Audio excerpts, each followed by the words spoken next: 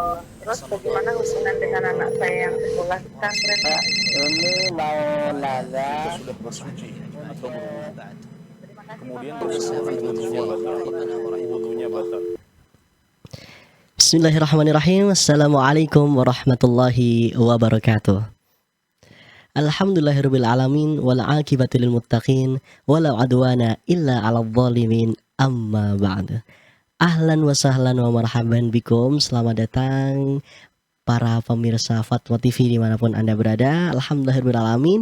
Sore hari ini bisa bersua lagi di acara rutin kita, yaitu di sore hari ini di Rabu sore ada program acara Fikih Ibadah yang akan pematerinya yang akan disampaikan oleh Ustadz Anas Burhanuddin MA Hafizahullah Ta'ala, yang mana beliau merupakan anggota Dewan Fatwa Perhimpunan Al-Irsyad.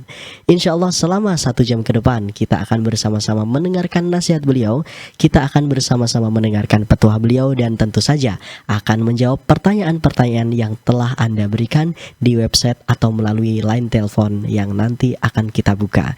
Dan Alhamdulillah di studio Fatwa TV Jember telah hadir bersama kita Ustadz Anas Burhanuddin Hafizahullah Ta'ala. Kita sapa terlebih dahulu. Assalamualaikum Ustadz. Waalaikumsalam warahmatullahi wabarakatuh. Gimana kabar Ustadz? Alhamdulillah, saya baik. Lama tidak bertemu Ustadz ya. Ya kita sempat off Betul. kan kemarin karena ada urusan. Masya Tapi Allah. alhamdulillah dengan izin Allah Subhanahu wa taala pekan ini kita sudah bisa kembali bersua lagi, alhamdulillah. Iya, Ya. semoga ini penonton pemirsa juga semakin bersemangat Ustadz ya. Apalagi ini masih di suasana Ramadan Ustadz ya. Iya, Ramadan membuat semuanya lebih semarak, amal-amal soleh lebih digemari, Iya. dan ini salah satu makna barokah Masya yang disebutkan oleh Rasulullah SAW ketika beliau mengatakan Syahrun Mubarak, ini adalah bulan yang diberkahi. Masya Allah. Jadi Thayyib. amal soleh semakin banyak dilakukan oleh umat Islam dan mereka semakin bersemangat untuk menjalankannya di bulan suci ini. Alhamdulillah. Semoga bisa istiqomah tentu saja Ustadz ya. Amin, amin. Amin. Baik pemirsa pendengar dimanapun Anda berada, semoga di hari ini juga kita bisa sama-sama mendapatkan faedah dari apa yang akan Ustadz Anas sampaikan di sore hari ini. Baik, kami juga tidak lupa menyapa untuk rekan-rekan kami yang telah tergabung dalam RTVC. Di antaranya ada beberapa radio yang ikut merilai program acara di sore hari ini. Ada Radio Binbas Yogyakarta, Radio Sahabat Tegal, Radio MDFM Probolinggo, Radio Sago FM Sumatera Barat, Radio Al-Hikmah Banyuwangi, Radio Tuah FM Riau. Itulah beberapa radio yang ikut merilai program di acara sore hari ini. Baiklah pemirsa, seperti biasa untuk mengawali program acara kali ini kita akan mendengarkan nasihat singkat dari Ustadz Anas kepada Ustadz Anas Burhanuddin MA Hafizahullah Ta'ala. Kami persilahkan. Bismillahirrahmanirrahim. Amalan bulan Ramadan tidak hanya sholat, puasa, sedekah, memberi iftar, membaca Al-Quran, tapi semua amal soleh disyariatkan untuk dilakukan pada bulan Ramadan dan juga diperbanyak. Jadi amal soleh apa saja, baik yang lahir maupun yang batin, yang berhubungan dengan anggota tubuh, mulut, ataupun amalan hati kita. Ini semuanya disyariatkan untuk dilaksanakan dan diperbanyak selama bulan Ramadan. Dan di antara amalan hati yang bisa kita perbanyak sebelum dan setelah juga di tengah-tengah bulan Ramadan, di antaranya adalah gembira, syukur, kemudian ihtisab, ikhlas, isti'anah kepada Allah, tawakal kepadanya, malu, sabar, takut. Juga setelah bulan Ramadan nanti kita muhasabah, inabah, kembali kepada Allah Azza wa Jal, dan juga roja, berharap agar ibadah kita selama bulan Ramadan diterima oleh Allah Subhanahu wa Ta'ala. Jadi ini adalah contoh amalan-amalan hati yang bisa kita lakukan dan kita berbanyak di bulan Ramadan, dan ini adalah salah satu kunci sukses utama orang-orang soleh pada zaman dahulu. Maka hendaknya kita jangan lewatkan dan kita berusaha agar selama bulan Ramadan hati kita juga selalu gemuruh dengan amalan-amalan hati, di antaranya yang sudah saya sebutkan tadi. Wabillahi taufiq. Nah Ustadz, Masya Allah, jazakallah khairan Ustaz, barakallahu fikum atas sedikit nasihatnya. Dan ini berkaitan dengan bulan puasa tentu saja. Bukan hanya sholat, puasa yang sering kita lakukan Ustaz ya. Betul.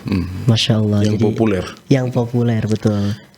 Jadi apa yang membuat kita itu bisa melakukan kebaikan, itu juga menjadi pahala yang lebih Ustaz ya. Semua amal soleh, termasuk yang tadi saya garis bawahi, yaitu adalah amalan-amalan hati ini yang mungkin sebagian umat Islam tidak begitu perhatian. Ya, Maka kita ingatkan agar memperhatikan juga amalan-amalan hati seperti ini. betul. Masya Allah.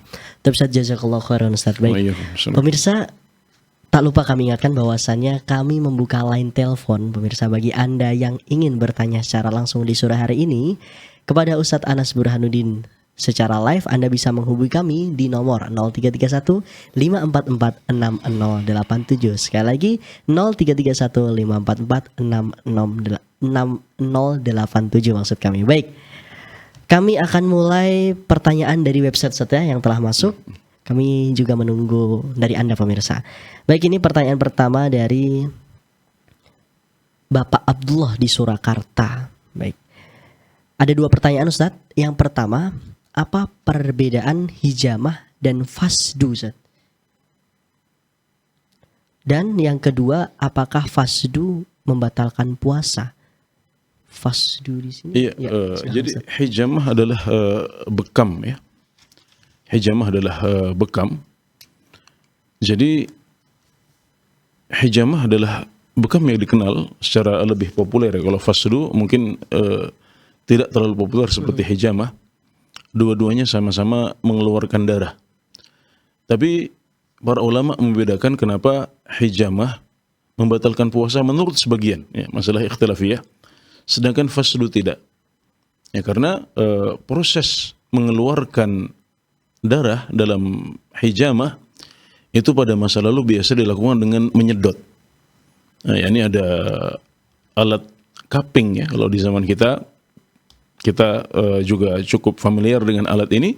Nah, pada zaman dahulu alat cupping ini adalah berasal dari tanduk sapi atau tanduk kerbau yang diletakkan di bagian tubuh yang dibekam sedemikian rupa, kemudian darahnya disedot oleh hajjam, oleh tukang bekamnya. Nah, maka ini yang menjadi alasan atau illah kenapa orang yang hijamah itu batal, karena dikhawatirkan ada darah yang tertarik ketika disedot. Ya, tapi tentunya sekali lagi ini adalah masalah ikhtilafiyah di antara para fuqaha ya. Mazhab Hambali yang berpendapat bahwasanya hijamah itu membatalkan puasa. Sedangkan jumhurul fuqaha mereka berpendapat bekam tidak membatalkan puasa. Adapun fasdu, maka ini juga proses mengeluarkan darah tapi tidak melalui proses seperti ini. Ya, jadi itu bedanya kenapa para ulama mengatakan hijamah membatalkan. Ya, maksudnya sebagian ulama mengatakan seperti itu, sementara di saat yang sama Hanabilah mengatakan fasdu tidak membatalkan puasa. Karena proses mengeluarkan darahnya berbeda. Ya, jadi itu perbedaan di antara keduanya dari sisi hukum puasa. 6 Ustaz. Syukron jazakallah khairan Ustaz. Ada. Nah, yang kedua ini Ustaz, apakah fasdu membatalkan puasa Ustaz? Iya, jadi fasdu tidak membatalkan puasa karena menurut mazhab Hambali pun ya di situ prosesnya tidak ada yang mengkhawatirkan untuk batalnya puasa. Ya, jadi para ulama menafsirkan ya hadis Nabi Muhammad SAW, aftara al-hajim wal mahjum, atau dikhawatirkan membatalkan puasa karena tadi ada unsur menyedot tadi itu. Tayyib. Sedangkan fasdu tidak memiliki unsur seperti itu. Ya, jadi menurut mazhab Hambali ya hijamah saja tapi fasdu tidak. Sedangkan menurut jumhurul ulama, ya, sebagian besar ulama, kedua-duanya tidak membatalkan puasa, baik hijamah maupun fasdu. Ya, semoga bisa dipahami dengan baik. Syukron saja, jazakallah khairan atas jawabannya Ustaz. Kita beralih ke pertanyaan selanjutnya. Ini dari Bapak Yudi Wulandaru di Surakarta. Pertanyaannya, apakah doa berbuka puasa yang sesuai sunnah dibaca sebelum berbuka atau setelah berbuka puasa Ustaz? Jazakallah khairan. Ya, baik. Zikir atau doa berpuasa yang sahih dari Nabi Muhammad SAW ya, tanpa ada kontroversi, adalah doa dhahaba adh-dhama'u wabtallatil 'uruq wa thabatal ajru insyaallah. Ya, dahaga telah hilang, ya, urat-urat telah terbasahi dan telah tetap pahala insyaallah. Ya, seperti itu makna zikir atau doa saat kita berbuka puasa yang dicontohkan oleh Rasulullah sallallahu alaihi wasallam. Dan hadis ini diriwayatkan oleh Abu Dawud dengan sanad yang disahihkan oleh para ulama, dan redaksinya adalah kana Rasulullah sallallahu alaihi wasallam idza aftara qala dhahaba adh-dhama'u wabtallatil 'uruq wa thabata al-ajru insyaallah. Dahulu Rasulullah sallallahu alaihi wasallam kalau beliau sudah berbuka puasa, maka beliau mengatakan dhahaba adh-dhama'u wabtallatil 'uruq wa thabata al-ajru insyaallah.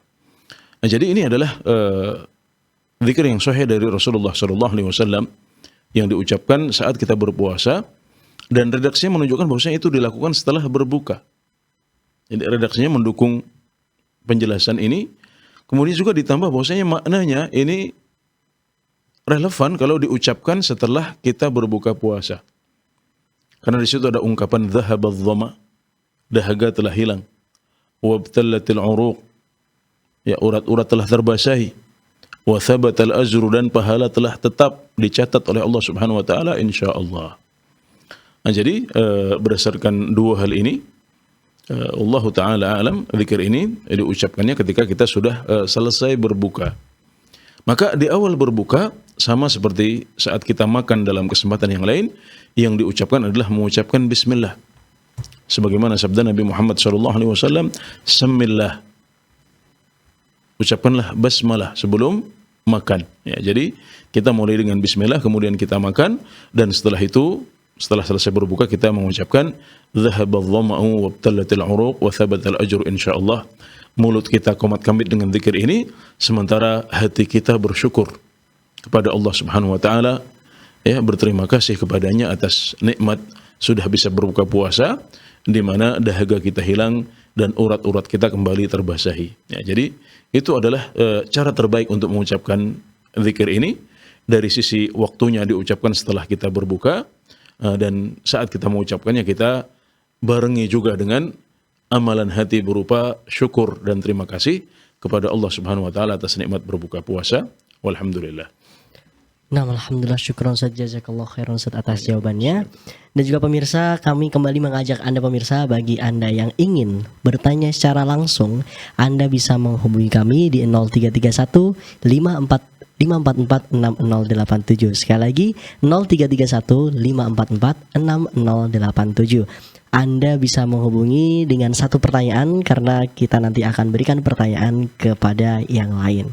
Baik, selanjutnya Ustadz, ini kita akan melanjutkan masih dari pertanyaan website dari Ibu Dame Pramana, ya, di Surakarta lagi Ustadz. Baik, Assalamualaikum. Ini karena ramai pas tabligh kemarin, ya. Oh, yang kemarin Ustadz, ya. Masya Allah. Itu, jadi memang pertanyaannya dari Surakarta karena acara kita di sana, ya. Ya, yang antum ke sana sama Ustadz Syafiq, Ustadz, ya.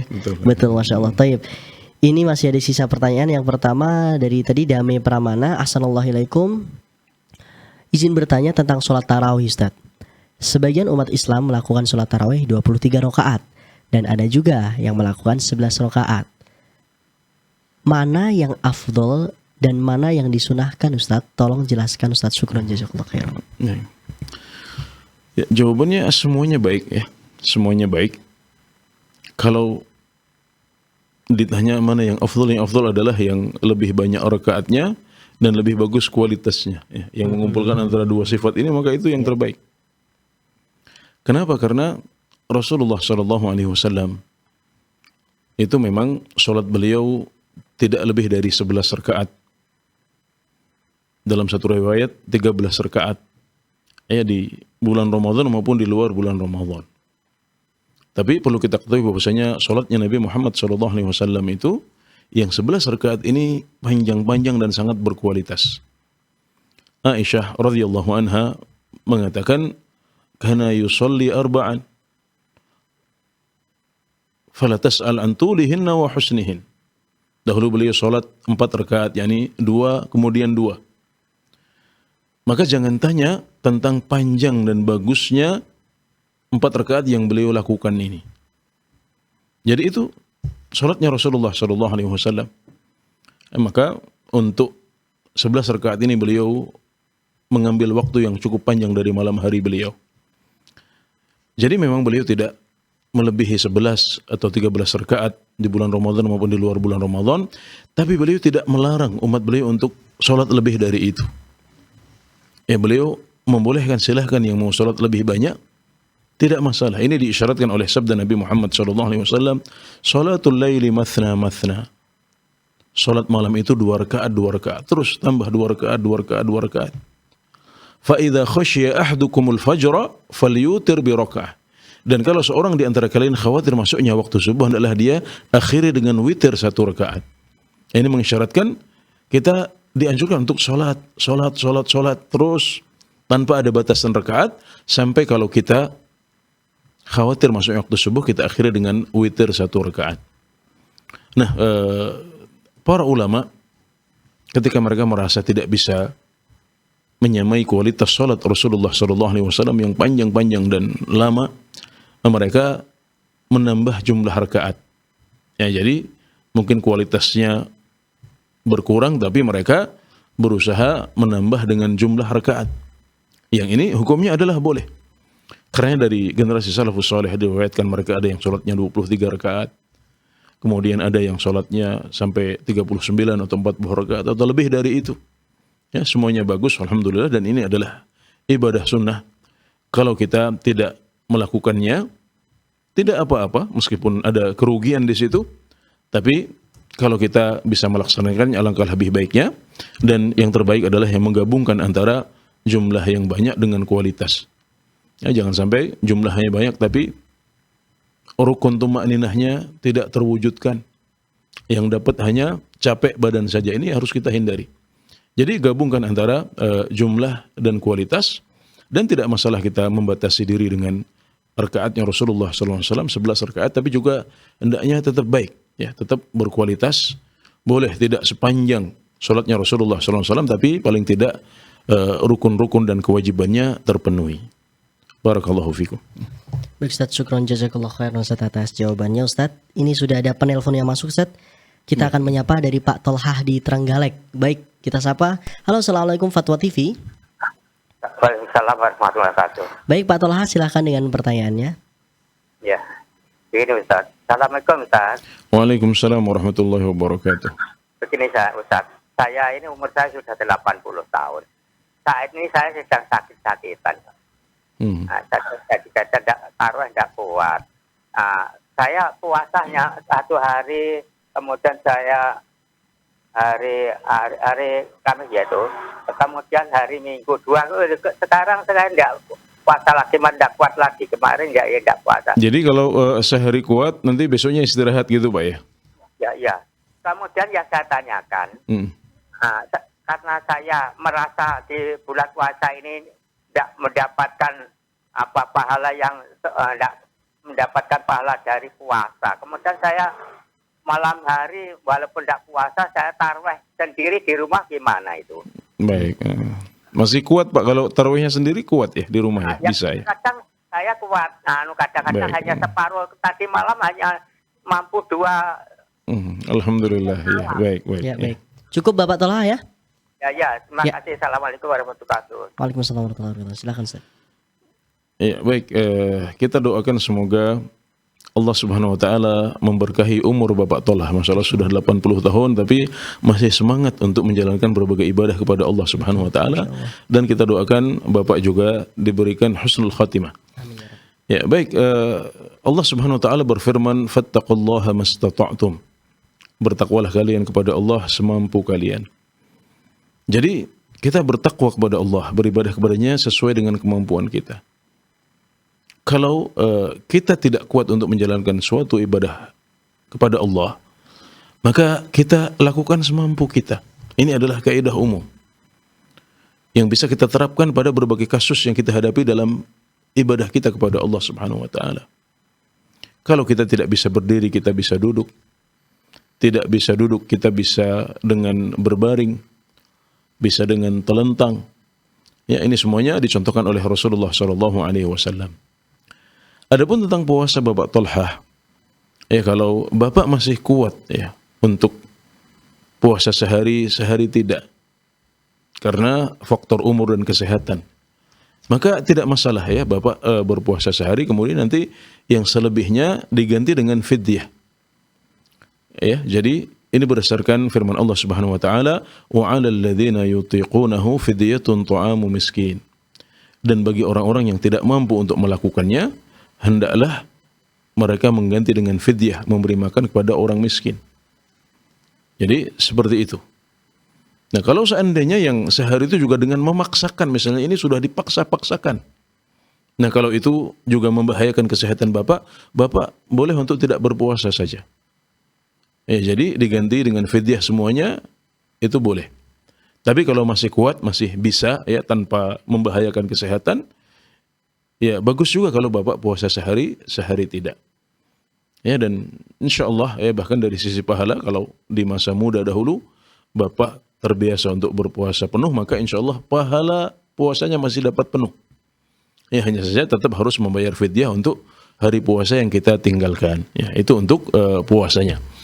Sedangkan untuk sholat malam ya atau tarawih, ya maka tarawih itu tidak harus di masjid, tidak harus ikut jamaah yang barangkali sholatnya bacaannya lebih panjang misalnya. Ya, kita bisa tarawih sendiri di rumah.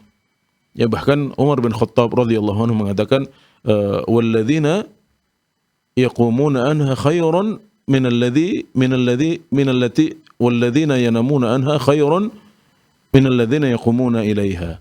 Ya, yakni qiyamul lail di malam hari yang tidak mereka lakukan ini. Mereka dulu tarawihnya setelah sholat isya. Nah, yang malam hari itu lebih afdal daripada yang di selepas isya. Ya, karena yang malam adalah tahajud setelah orang tidur, dan itu lebih baik pahalanya. Tapi semuanya bagus ya, semuanya bagus. Dan kalau Bapak tidak kuat untuk berangkat ke masjid, maka Bapak bisa tarawih di rumah sendiri, baik setelah sholat isya maupun di malam hari nanti. Bahkan untuk tarawih ini pun juga kalau Bapak tidak kuat berdiri, maka boleh dilakukan dengan duduk.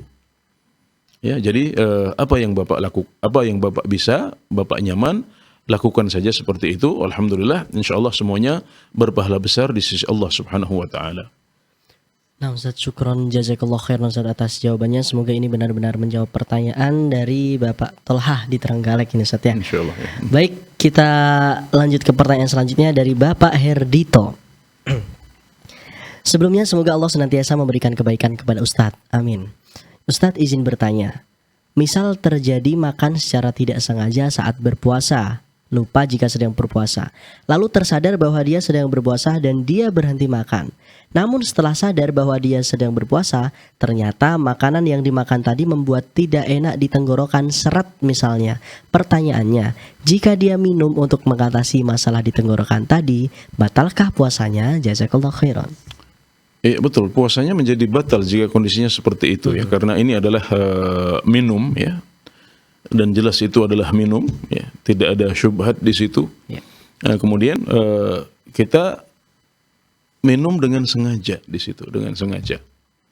Meskipun ya ada alasan karena tidak nyaman misalnya. Maka ini seperti orang yang sakit ya. Orang yang sakit dia punya alasan untuk tidak berpuasa. Ya, akhirnya dia makan ya, maka di situ dia tetap harus mengganti puasanya dan puasanya dianggap batal.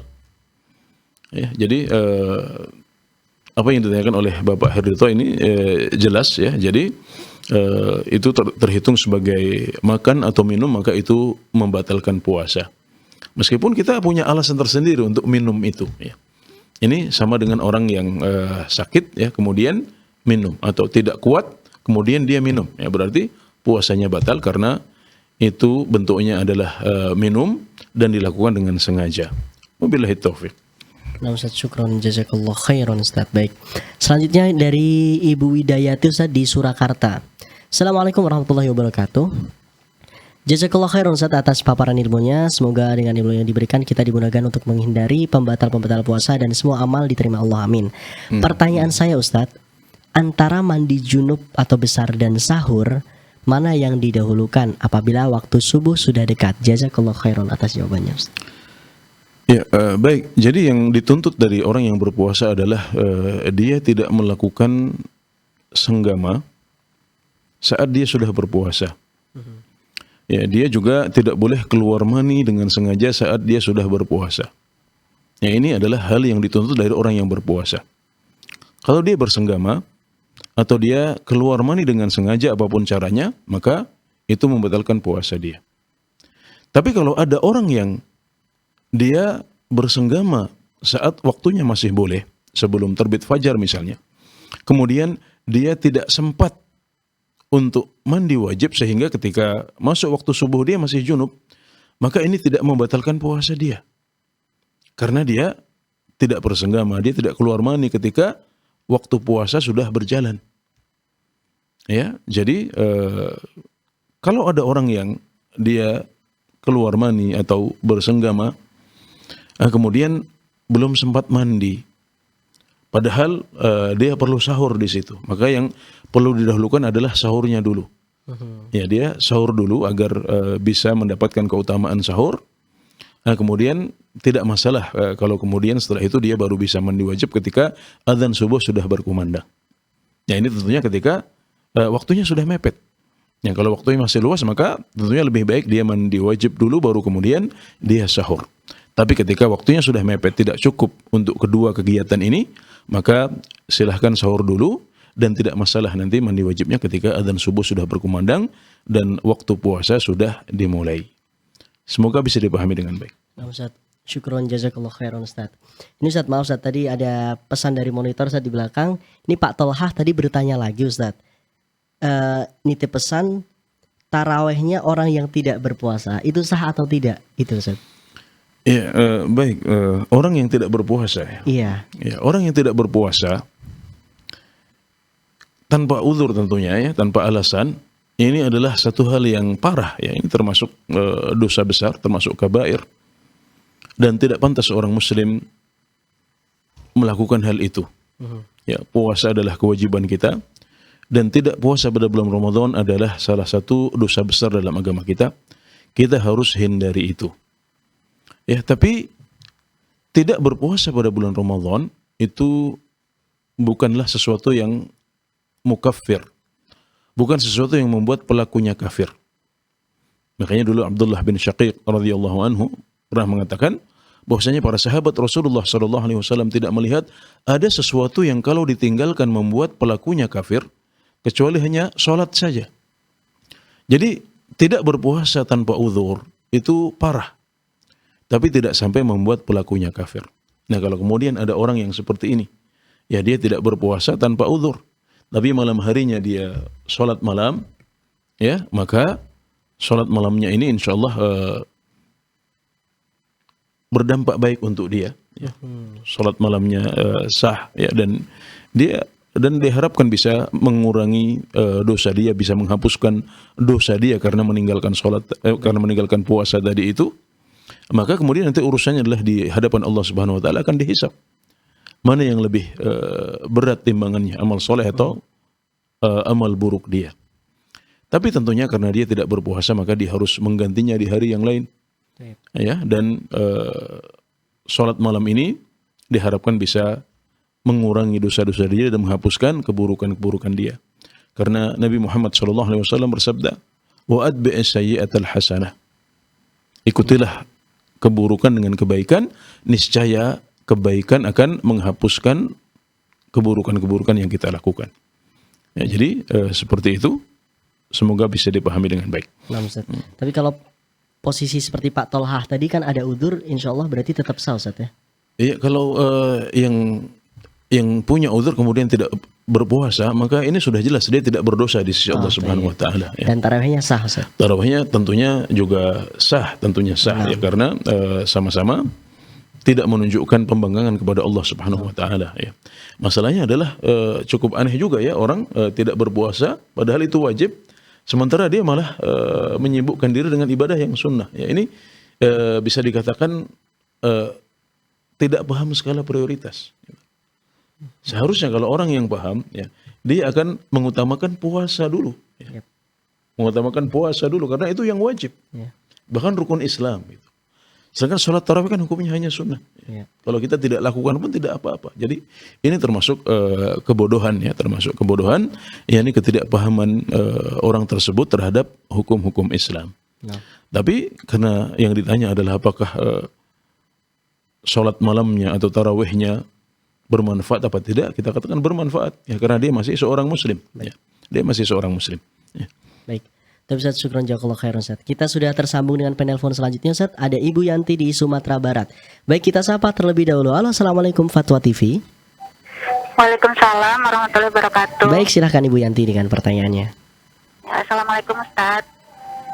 Waalaikumsalam warahmatullahi Waalaikumsalam warahmatullahi wabarakatuh. Begini Ustaz, di kampung anak kan sholat tarawihnya 443, sedangkan sunnahnya kan 22. Bagaimana yang sholat 443 itu Ustaz? Apakah boleh diikuti karena ingin mencari keutamaan sholat berjamaah? Syukran Ustaz. Assalamualaikum warahmatullahi wabarakatuh. Waalaikumsalam warahmatullahi wabarakatuh. Silahkan Ustaz. Baik, jadi 443 ini adalah pendapat sebagian ulama ya. Jadi sebagian ulama berpendapat boleh untuk mengerjakan sholat malam itu 443. Mereka beralasan ini adalah zahir ya, atau makna yang lebih kuat dan gamblang dari hadis Aisyah. Ya, riwayat Aisyah yang menyebutkan bahwasanya kana Rasulullah sallallahu alaihi wasallam yusalli arba'an. Fala tas'al an tulihinna wa husnihinna. Beliau dahulu salat 4. Jelas disebutkan 4. Maka jangan bertanya tentang baik dan panjangnya salat beliau ini. Jadi 4 rakaat itu panjang-panjang dan bagus-bagus. Nah, hadis ini dipakai dalil oleh sebagian ulama yang kemudian berpendapat bahwasanya ya tetap boleh. Ya. Karena riwayatnya jelas menyebutkan 4 rakaat. Nah, sebagian ulama seperti Imam Ahmad melihat bahwasanya 4 ini maksudnya adalah paket 4 rakaat tapi dilakukan dua-dua. Agar sinkron dan selaras dengan sabda Nabi Muhammad SAW yang lain, sholatul laili mathna mathna. Ya, sholat malam itu 2 rakaat. Ya, jadi agar tidak bertabrakan maka dikatakan Nabi sholat 4 tapi maksudnya adalah 2-2. Nah, sekarang kita melihat praktek di sebagian negara itu sholatnya adalah 2-2 ya, kemudian istirahat. Kemudian 2-2 lagi, kemudian istirahat lagi, baru kemudian witir. Jadi ini bisa dikatakan sebagai 4-4-3, tapi prakteknya adalah 2-2 sebenarnya. Karena tarawih ini disebut tarawih karena banyak istirahatnya. Jadi ada jeda untuk istirahat, ya itu yang namanya tarwih ya, mengistirahatkan. Nah, nanti baru kemudian setelah 4 ada jeda, nanti baru 4 lagi. Nah, itulah yang dipahami oleh Imam Ahmad dari riwayat Aisyah. Maka beliau termasuk yang keras dalam hal ini, sampai-sampai beliau menganggap bahwasanya yang sholat 4-4 ini tidak sah sholatnya. Ya, ini perbedaan sudut pandang ya. Ya. Karena beliau ingin menyinkronkan, ini tidak selaras dengan riwayat sholatul lail mathna mathna. Sholat malam itu 2 rakaat. Maka beliau yang tentunya juga dikenal sebagai salah satu ulama Islam yang paling utama ya, berpendapat bahwasanya yang sholat 4-4 sholatnya tidak sah. Ya, tapi sekali lagi ini adalah masalah ikhtilafiyah di antara para fuqaha. Ya, untuk kehati-hatian saya menyarankan sholatnya 2-2. Ya, tapi kalau di masyarakat kita berkembang yang seperti itu dan kita mungkin berat untuk sholat sendiri di rumah, maka saya berharap kalau sholatnya seperti itu juga, insya Allah kita doakan, kita harapkan semoga sah di sisi Allah Subhanahu Wa Taala dan mabrur diterima oleh Allah Subhanahu Wa Taala. Hanya pesan saya, jangan 4 dan 2 ini dijadikan simpul-simpul loyalitas. Ya. Jadi jangan sampai dianggap oh ini identik dengan madhab fulan atau ini identik dengan ormas A, ormas B. Ya. Jadi siapapun kita atau mungkin afiliasinya apapun ya hendaknya kita mengambil sikap hati-hati. Kalau kita tahu Imam Ahmad sampai berpendapat seperti itu, maka kita seharusnya bisa fleksibel ya. Jangan harus 4 juga gitu. Nah, maka kalau ada mungkin jamaah yang lebih nyaman dengan 2 rakaat atau itu lebih ringan untuk mereka ya, meskipun kita berafiliasi ke ormas A atau B ya, kita fleksibel saja karena itu sama-sama baik insyaallah. Ya, seperti itu. Nah, Ustaz, syukran jazakallah khairan Ustaz. Baik, kita sudah terhubung untuk penelpon selanjutnya Ustaz. Ada Ibu hamba Allah di Jakarta. Baik, kita sapa. Halo, assalamualaikum Fatwa TV. Waalaikumsalam warahmatullahi wabarakatuh. Baik Ibu, silahkan dengan pertanyaannya. Pertanyaan saya begini, karena saya dah umur di atas 60. Jadi saya kan salat di rumah Pak Ustadz. Salat tarawihnya itu saya lakukan habis Isya 11 rakaat. Jadi nanti malam itu langsung witir Pak Ustadz. Nanti malam kalau bangun sahur itu saya salat lagi 2 rakaat. Itu saya niatkan salat wudu dengan ya salat malam gitu. Apakah atau 2 atau 4 apakah? Jadi Ibu witirnya setelah Isya yang 11 itu Bu ya? Iya, 11 langsung witir. Baik ya.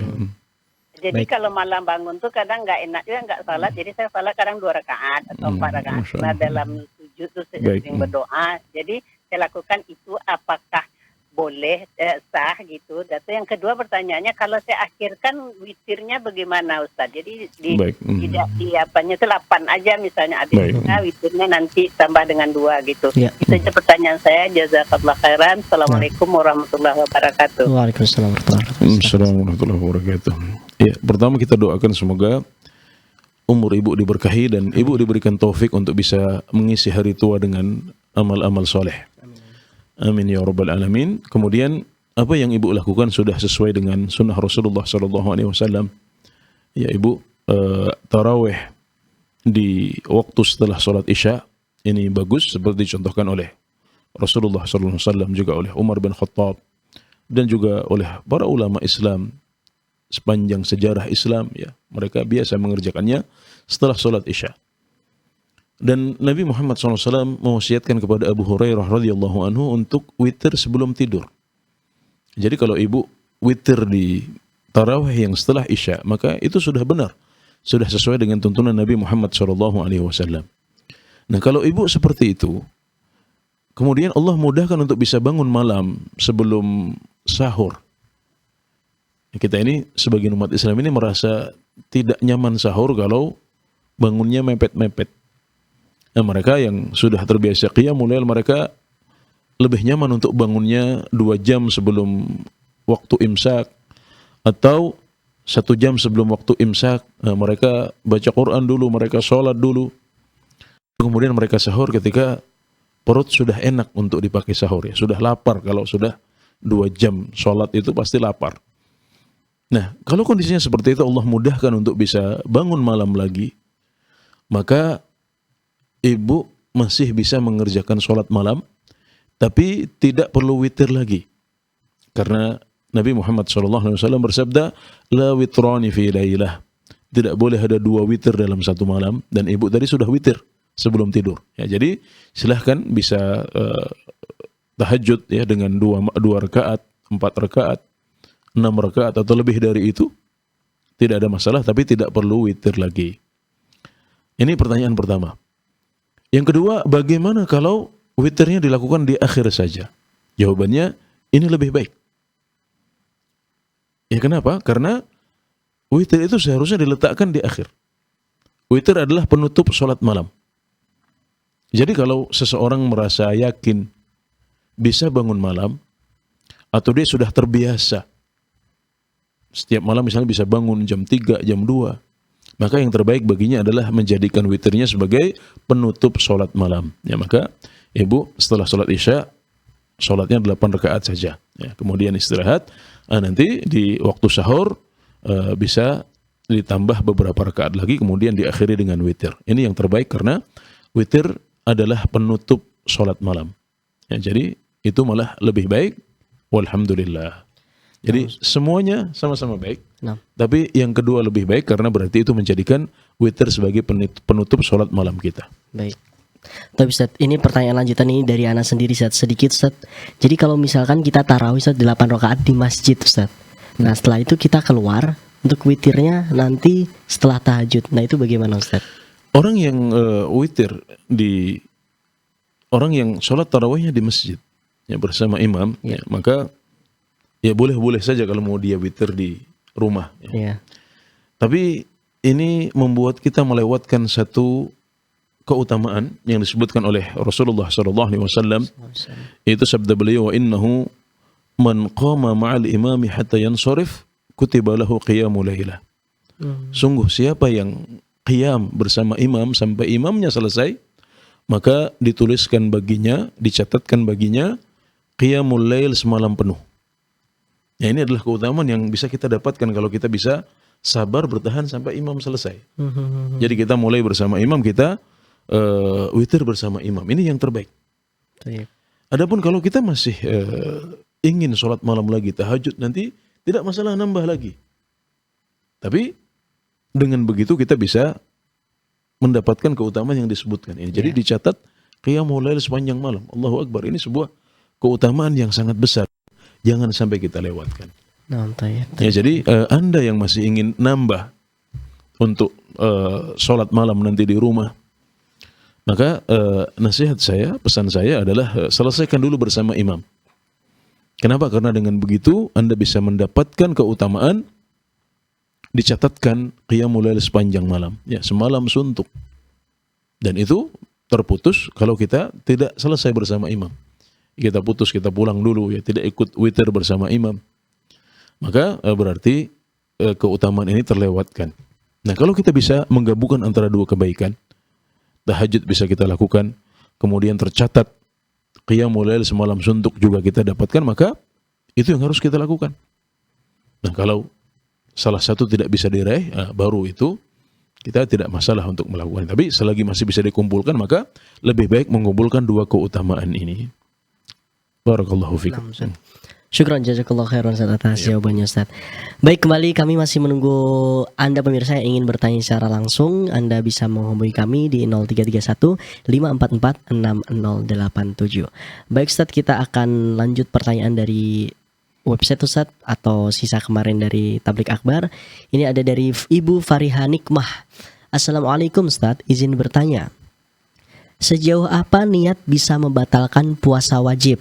Apakah saat terbesit lapar lalu ingin membatalkan puasa? Apakah dengan bersungguh-sungguh niat kemudian sampai membatalkannya dengan makan dan minum? Jazakallahu khairan.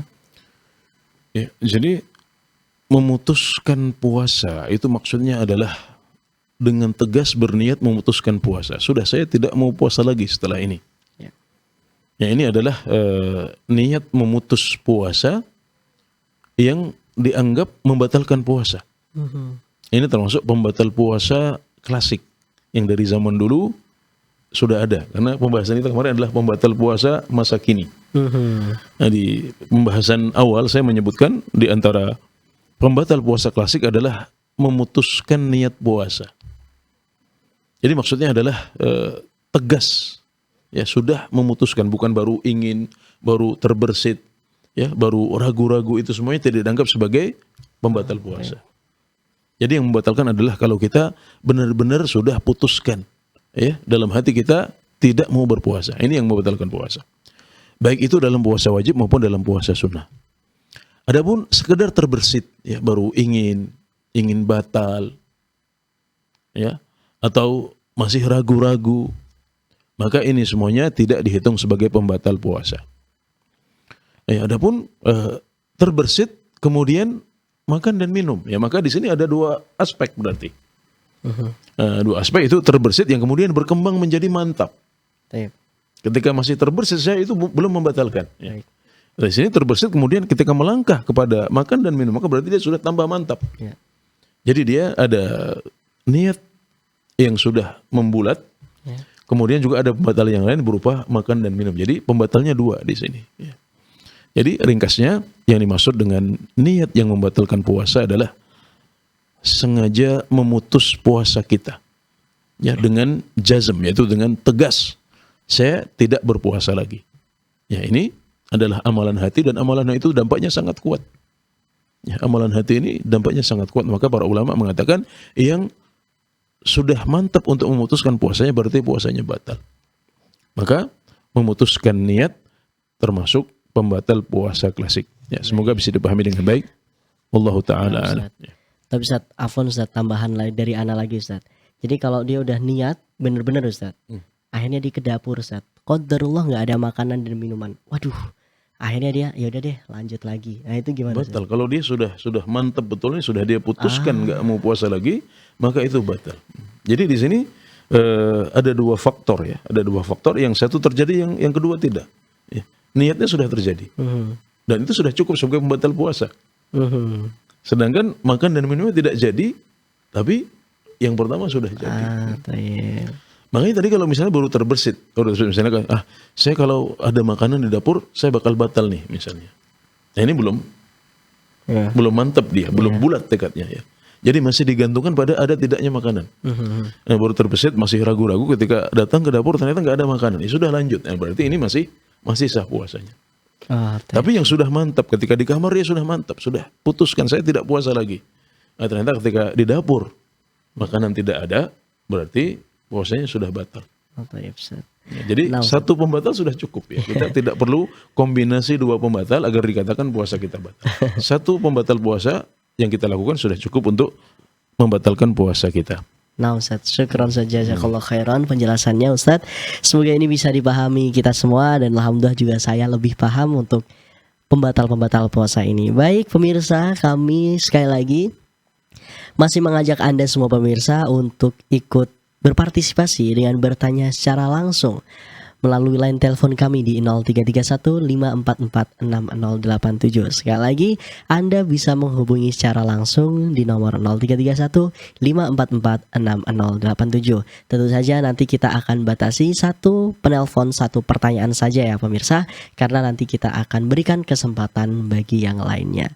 Baik, manfaatkan waktu Anda untuk bisa bertanya secara langsung. Sekali lagi, mungkin ada pertanyaan berkaitan dengan fikih ibadah tentunya, apalagi sekarang lagi di bulan Ramadan.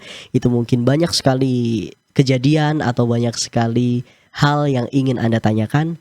Inilah waktunya untuk Anda bisa tanyakan secara langsung melalui line telepon kami. Sekali lagi di 0331 544 6087. Baik Ustadz, kita akan kembali membacakan pertanyaan dari sisa tablik akbar kemarin di Surakarta. Ini dari Abian Ajrurofi Syauki. Baik, bismillah, izin bertanya Ustaz. Bagaimana cara kita menjaga hati dalam beramal? Karena pada bulan Ramadan banyak ibadah yang dikerjakan secara terlihat, yang biasanya masih saja ada godaan untuk tinggi hati. Bagaimana menjaganya seseorang yang sedang berpuasa secara diam-diam dan hanya Allah yang tahu? Jazakallah khairan. Ya baik. Ini pertanyaan berasal dari hati yang hidup. Betul. Hati yang takut jatuh dalam riya, takut dalam sum'ah, dan ini menunjukkan hati ini hidup. Maka alhamdulillah ya, barakallah fi sahibi hadzal qalb, ya semoga Allah memberkahi pemilik hati yang bertanya seperti ini. Ini adalah pertanyaan yang bagus, yang kita harapkan tidak hanya bermanfaat untuk penanya saja, tapi juga menjadi pengingat untuk yang lain. Ya memang ada ibadah-ibadah yang nampak, yang memang saat melakukannya kita harus dilihat oleh orang lain. Seperti sholat jamaah, sholat tarawih, menghadiri kajian. Maka untuk ibadah-ibadah yang harus kelihatan ini, kita tidak boleh meninggalkannya karena takut riya. Maka lakukan saja bismillah. Tapi bukan berarti ketika kita berangkat melakukan amalan-amalan ini, kita boleh untuk riya. Tidak seperti itu. Lakukan tapi sambil meminta pertolongan kepada Allah agar keikhlasan kita dijaga. Jadi kita tetap harus berangkat ke masjid untuk sholat jamaah, tapi sambil menjaga hati agar kita tidak riya saat kita berangkat ke masjid. Tetap tarawih tapi jangan riya. Tetap hadir kajian tapi jangan riya. Ya jadi tidak boleh untuk meninggalkan amalan karena takut riya. Seperti dijelaskan oleh para ulama. Tapi juga kita harus tetap berusaha untuk menjaga hati kita agar jangan sampai salah. Dan amalan kita tidak diterima kecuali kalau kita mengikhlaskan niat kita semata karena Allah Subhanahu wa taala. Maka berdoalah ya agar dilindungi dari syirik termasuk riya, dan juga jagalah hati ya, berusaha menyembunyikannya. Kecuali yang harus tampak kita tidak bisa hindari, itu berarti sudah di luar kemampuan kita. Maka demikianlah kiatnya, ya kita harus tetap menjaga hati, tetap minta pertolongan kepada Allah, berdoa, dan juga berusaha menyembunyikan amalan-amalan kita sebisa mungkin. Adapun yang tetap kelihatan oleh manusia, maka kita pasrahkan itu kepada Allah Subhanahu wa taala, dan kita berharap semoga kita tetap ikhlas dalam ibadah-ibadah itu. Tapi yang penting jangan meninggalkan ibadah-ibadah tersebut karena takut riya. Tetap lakukan. Itu adalah godaan setan. Ya, sehingga kita tidak berangkat ke masjid, tidak hadir kajian. Tetap berangkat dan tetap jaga keikhlasan.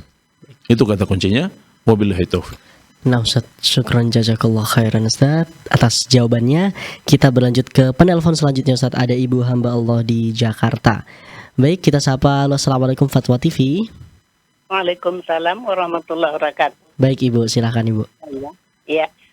Ustadz, ini saya tadi juga ada bertanya nih, tapi ini yang kedua saya bertanya mengenai itikaf Ustaz. Saya ini kan sekarang udah umur di atas 65 gitu. Jadi dengan kondisi yang biasanya saya melakukan itikaf di masjid Pak Ustaz.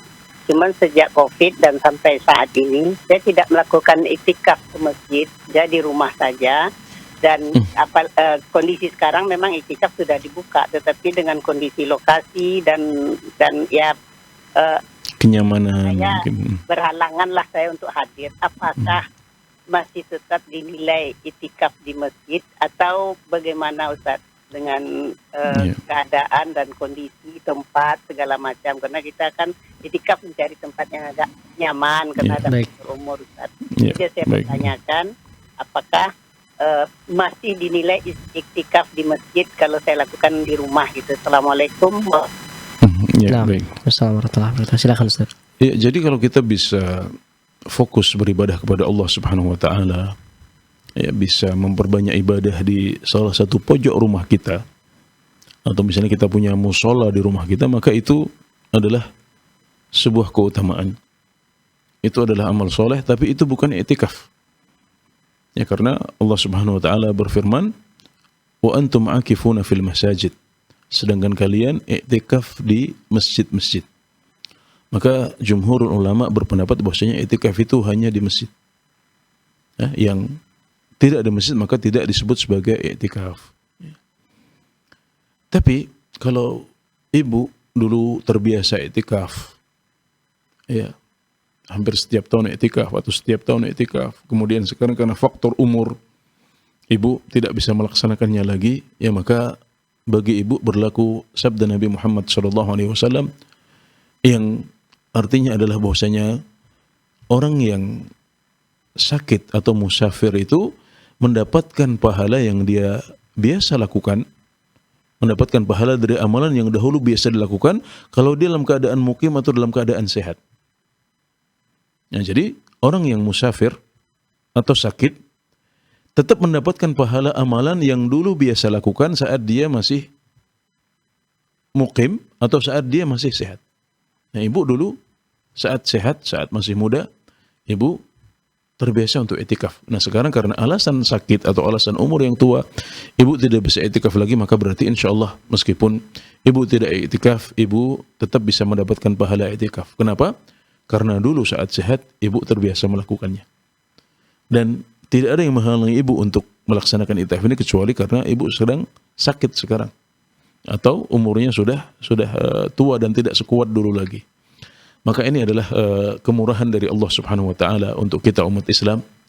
Maka selagi kita sehat, mari kita perbanyak ibadah kepada Allah Subhanahu wa taala, karena salah satu keuntungannya adalah kalau nanti kita sudah tidak sehat, kita sudah tua, kita sudah sering sakit, maka kita bisa tetap mendapatkan pahala ibadah yang dahulu biasa kita lakukan.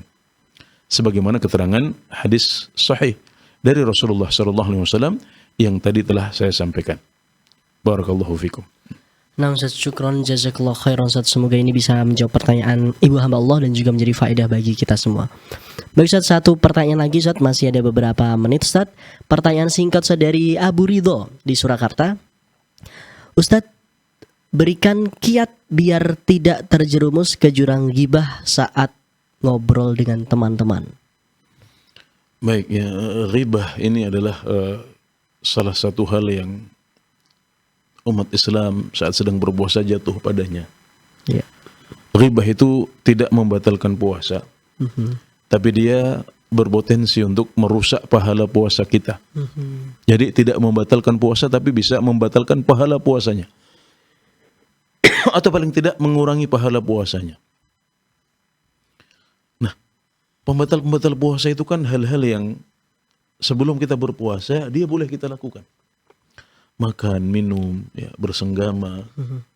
Ini kan hal-hal yang hukumnya boleh. Kemudian diharamkan karena kita sedang berpuasa. Sedangkan ghibah dan maksiat-maksiat lain ini pada dasarnya sudah haram. Nggak pernah ada hukum boleh untuk dia. Sebelum kita puasa pun dia Haram. sudah haram. Ya. Maka salah satu kiatnya adalah berpikir seperti ini. Ya, kita harus cerdas, harus dewasa. Kenapa kita meninggalkan makan, minum, bersenggama dan pembatal-pembatal puasa yang lain ini? Karena Allah melarang selama kita berpuasa. Meskipun sebelumnya dia boleh. Nah, kalau kita meninggalkan sesuatu yang awalnya mubah, kemudian tidak boleh kita lakukan saat kita sedang berpuasa, maka seharusnya kita juga meninggalkan hal-hal yang dari asalnya sudah diharamkan oleh Allah Subhanahu wa taala, termasuk ghibah. Maka kiat pertamanya adalah menyadari bahwasanya meskipun ghibah itu tidak membatalkan puasa kita, tapi dia bisa membatalkan pahala puasa kita, atau paling tidak menguranginya. Kemudian yang kedua, jadikan majelis kita itu isinya ilmu dan takwa. Seperti yang biasa dilakukan oleh para sahabat Rasulullah sallallahu alaihi wasallam, yang dilakukan oleh Nabi Muhammad sallallahu alaihi wasallam bersama mereka. Ya, di mana dikatakan Mu'adz bin Jabal misalnya, beliau mengatakan, "Ta'ala najlis nu'minu sa'ah." Mari kita duduk bersama-sama untuk menambah iman kita sesaat. Ya. Itu yang biasa mereka lakukan. Maka mereka saling membacakan Al-Quran, ya, saling membacakan hadis, saling menyampaikan ilmu, saling menasihati. Itulah materi obrolan para sahabat Rasulullah sallallahu alaihi wasallam. Nabi Muhammad SAW juga demikian. Dalam majelis-majelis beliau mengatakan, "Maukah kalian aku beritahu seperti ini? Maukah kalian aku tunjukkan pada amal yang begini begitu?" Ini konten. Ya, kita sekarang sering berbicara tentang konten. Ya. Konten pembicaraan mereka adalah yang seperti ini. Obrolan mereka seperti itu, berkualitas. Nah, kalau kita tidak mengisi majelis-majelis kita dengan konten yang positif, maka yang akan muncul adalah konten-konten negatif. Ya. Nonton yang tidak-tidak, berbicara yang tidak-tidak. Ya, kalau mau berbicara tentang orang lain, bicarakan yang baik-baik saja. Jadikan patokan kita adalah sabda Nabi Muhammad SAW, "Man kana yu'minu billahi wal yawmil akhir, falyaqul khairan aw liyasmut." Barang siapa yang beriman kepada Allah dan hari akhir, hendaklah berkata-kata yang baik atau diam. Jadi sebelum kita berbicara, pikir dulu, ini baik apa tidak? Kalau baik, lanjutkan. Kalau tidak baik, diam. Sudah. Pilihannya hanya itu, berkata baik atau diam, tidak ada pilihan ketiga. Ya, semoga ini bisa membantu kita untuk bisa menjaga kualitas materi majelis-majelis kita bersama teman-teman tercinta kita. Barakallahu fikum. Baik, alhamdulillahirrahmanirrahim. Syukron jazakallah khairan Ustaz. Pertanyaan terakhir telah dijawab, dan itu artinya kita akan menutup program di sore hari ini. Kami ucapkan syukron saja jazakallah khairan telah menyempatkan waktu di sore hari ini ngabuburit Ustaz ya, menimba ilmu, Masya Allah, sore hari bersama antum. Semoga ini bisa menjadi pahala bagi kita semua, dan semoga antum selalu sehat Ustaz ya sampai akhir puasa nanti, dan semoga kita semua diterima amal ibadahnya di sisi Allah di bulan Ramadan ini, amin ya rabbal alamin. Baik pemirsa, alhamdulillah telah selesai perjumpaan kita di sore hari ini. Semoga apa yang telah kita dapatkan ini bisa kita praktekkan sehari-hari, dan akhirnya kami mengajak Anda semua pemirsa sekalian guna memanfaatkan peluang untuk berjuang bersama kami dalam syiar dakwah Islam di Fatwa TV melalui rekening aktif kami yang bisa Anda saksikan di layar kaca Anda atas nama Yayasan Pilar Media Komunikasi atau atas nama Dewan Fatwa Perhimpunan Al-Irsyad. Dan juga tak lupa kami ingatkan bagi Anda untuk terus menyaksikan program acara kami di bulan Ramadan ini dari hari Ahad hingga Jumat pemirsa, hari Ahad hingga Jumat sesuai dengan jadwal yang telah ditentukan. Dan bagi Anda untuk mengetahui rangkaian acara di Fatwa TV lebih detail, Anda bisa mengunjungi website kami di www.fatwatv.id dan update tanya jawab bisa di website kami pula di www.dewanfatwa.com/tanya jawab. Baik, alhamdulillahirrahmanirrahim. Akhirnya kami mewakili kerabat kerja yang bertugas pamit undur diri. Kita akan bertemu lagi di lain kesempatan biidznillah taala. Kita tutup dengan doa kafaratul majlis. Subhanakallahumma bihamdika asyhadu an la ilaha illa anta astaghfiruka wa atubu ilaik. Wassalamualaikum warahmatullahi wabarakatuh. Terus bagaimana hubungan dengan anak saya yang sekolah di pesantren? Ini mau nanya. Sudah bersuci atau berwudu, kemudian bersentuhan dengan suami